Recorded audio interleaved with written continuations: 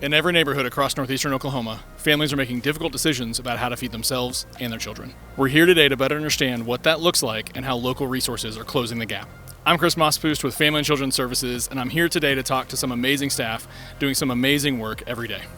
Their experiences show how small acts of support can restore dignity, stability, and hope. Join us as we explore the impact that this issue has on the people that we serve. Tell me circumstances that would lead up to someone needing access to the food bank, or maybe circumstances that may contribute to someone just needing help with food insecurity. When I think about food insecurity, I think about transitions. And I think what I really see is that our clients, when they reach a time of transition, they need that extra support the same way we all do. And that's really where Family and Children's Services comes in and provides those resources, whether it's food or other assistance or even hygiene products. We're able to provide that and help them navigate that transition period. But we're always able to provide resources to our clients throughout the year. It can be really hard to ask for help. So it really takes building relationships first.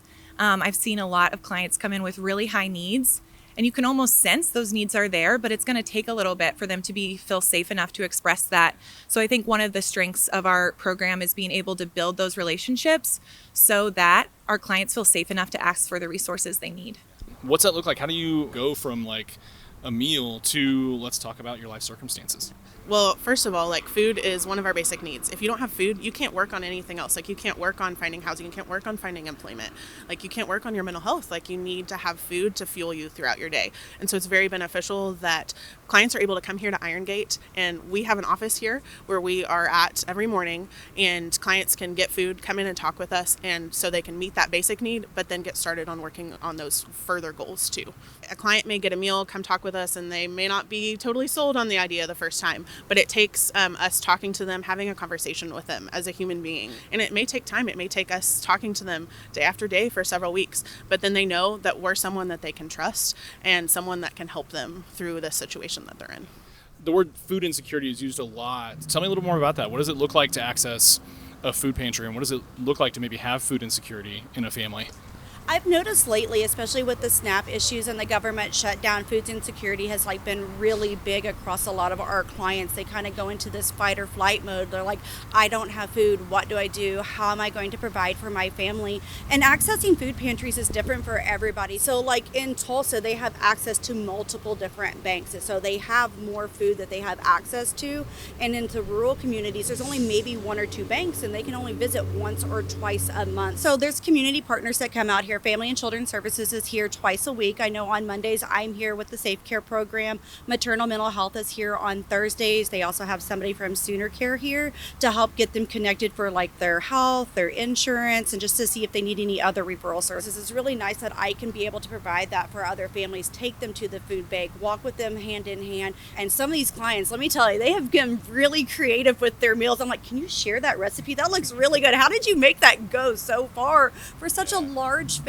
And it's not just one or two kids, it's homes with 5 or 6 kids and all of the family living together. So they're having to make those smaller, amounts last longer. Absolutely. Yeah, absolutely. And then can you tell me a little bit about what are maybe some of the barriers that these families do have to accessing some of these resources? What are some of the common themes you hear in talking to these clients?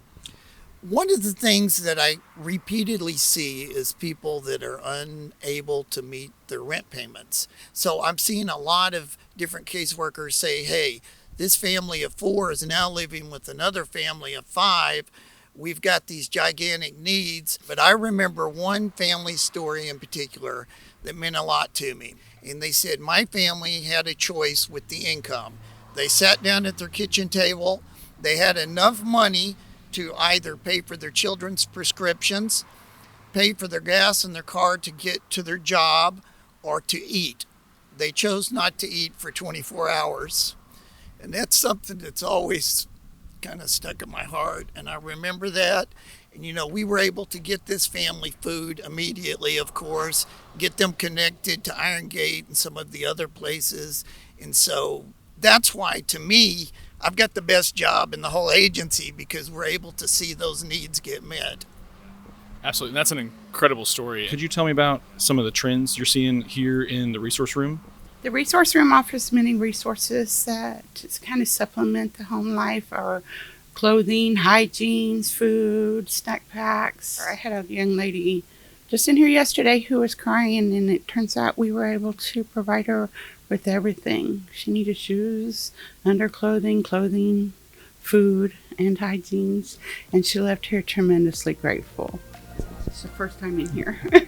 So it's her first time in here, and you guys are able to help her out with all that assistance. We're at the food bank, one of our local partners. We're here at one of our community partners at Iron Gate. We're at Emergency Infant Services, just one of our many community partners. And I'm here with one of our community partners at Dollar General. Your next step is to be here. What we've heard today underscores the realities that staff see every day. Families stretched thin, resources changing quickly, and systems that can be difficult to navigate. But it also highlights the hope that emerges when someone shows up with guidance, compassion, and consistent support. To explore how Family and Children Services continues this work throughout Northeastern Oklahoma, visit www.fcsok.org. Thanks for joining us.